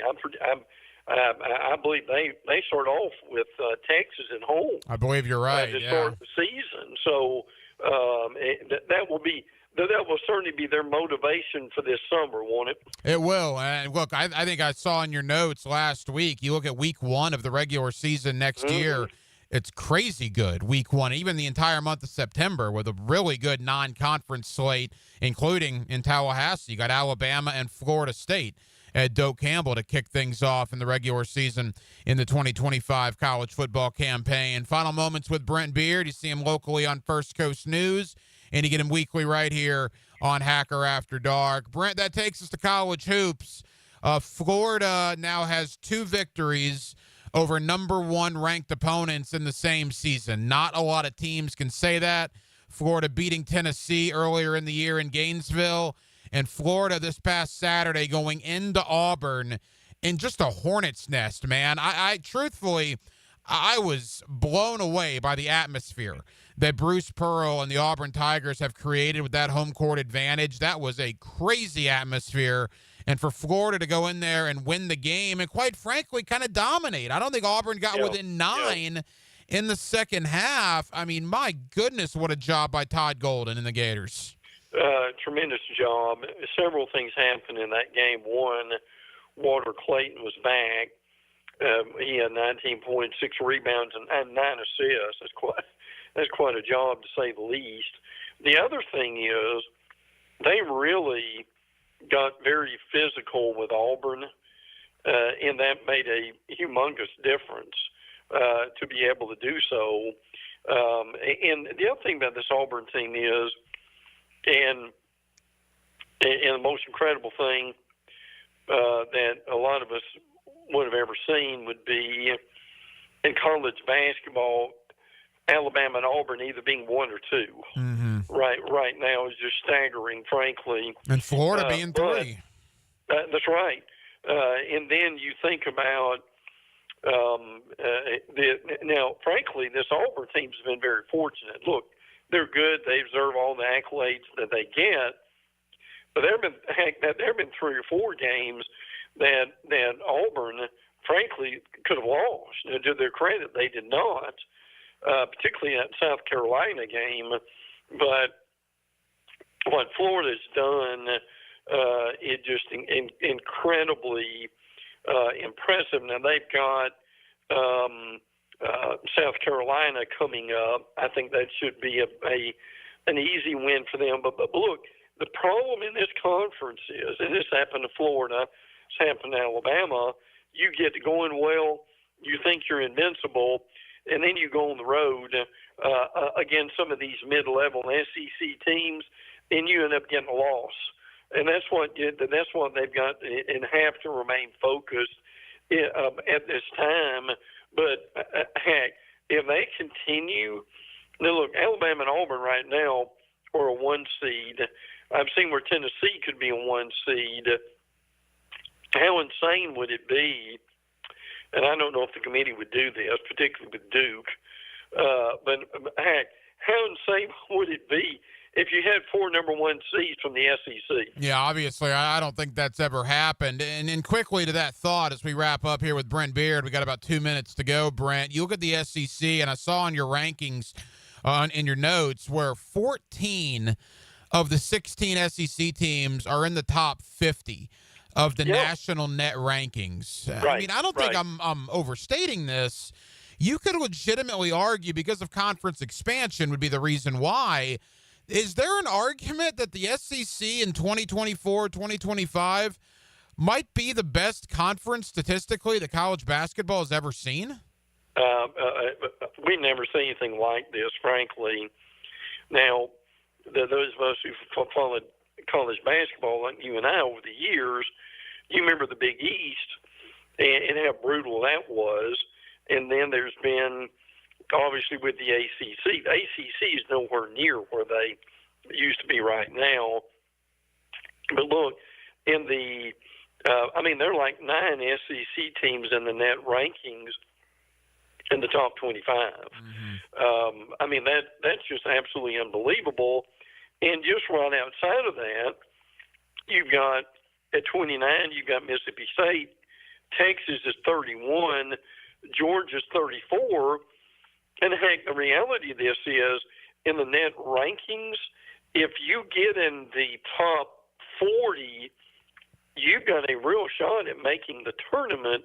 And even Georgia, that's on the downslide now, is at 34. If they could be able to rally a little bit. And look, you still got Ole Miss, you got Missouri, you got Mississippi State. These are really good teams, and they can beat you on a given night. Yeah, I saw Jay Billis. I believe it was Jay Billis, and I tend to agree with him. He said that winning the SEC tournament may actually be harder than winning the NCAA tournament, because you're going to have to beat like 3 or 4 teams that are all going to be in the top 10 or 15 in America, and you don't even necessarily you're going to have to do that to win in March Madness. That is how good the Southeastern Conference is. It's always good when we have our buddy Brent Beard on. You see him locally on First Coast News, and you get him weekly right here on Hacker After Dark. Brent, always appreciate you, my friend. We'll talk again soon. You too, brother. Take care. Now the cool down with Donovan Air Electric and Plumbing, keeping Jack's cool since '87.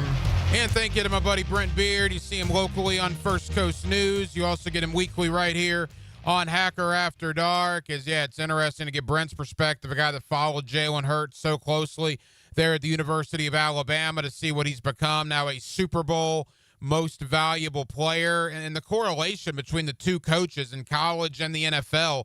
Nick Sirianni, as we said, was on the hot seat in Philadelphia at the end of September. They were 2-2, and people were calling for his job. all he does is win 16 out of 17 and is now a world champion. Well, the same thing in college, right? Remember after the Michigan loss with the whole flag planting at the 50-yard line, Ohio State fans wanted Ryan Day out of Columbus, and then he rattles off 4 playoff wins in a row and wins a national championship, and now he gets a brand new extension. So it comes at you pretty quick in the world of sports, no question about that. And we certainly appreciate our buddy Brent Beard for taking time out for us here tonight on Hacker After Dark. So we certainly spent a lot of time on that. But as you can imagine, it was a lot of time on the NFL and on the Jacksonville Jaguars. The general manager search is officially underway. One would think by a week from now, next Wednesday or next Thursday at the absolute latest, I think the GM will be in place, and there's not even really any reason for them to get unpacked here in Jacksonville because they'll be going straight to Indianapolis. The Indianapolis Scouting Combine will start 2 weeks from today, I believe, with on-the-field work beginning 2 weeks from Thursday. So, again, life comes at you pretty quick as the new GM, whoever it's going to be, he and Liam Cohen and the rest of the Jaguar staff will be heading right off to Indianapolis for the NFL Scouting Combine. Well, that will just about do it. It has been a very busy Tuesday night edition of Hacker After Dark. We certainly appreciate you guys hanging out with us here on 1010XL and on 92.5 FM. We have a ton of people to thank. Again, my buddy Brent Beard. You see him locally on First Coast News, and you get him weekly right here on Hacker After Dark, talking about the world of college athletics. Thank you to Dave Campo. We called a little bit of an audible this week, a little Tuesday night coaching with Campo, the former head coach of the Dallas Cowboys. He's our guy every week here on Hacker After Dark during football season, and we always appreciate Dave Campo stopping by with us here on Hacker After Dark. And back in hour number 1, my buddy John Shipley, Jaguars on SI. John has done a terrific job covering the Jaguar coaching search and everything that has gone on with the Jaguars in the last couple of weeks, and we really appreciate John taking time out for us here this evening. Now, we will be back tomorrow night on a Wednesday, and we will do it all over again beginning at 8 o'clock. Dylan Denmark was your producer tonight. Dylan, great job as always. I'm the hacker Ryan Green. And again, Jacksonville, thank you for spending part of your Tuesday evening with us right here on Hacker After Dark on 1010XL and on 92.5 FM. Your mission, should you choose to accept it, bring the best sports and entertainment talk to Jacksonville. Good luck, 1010XL.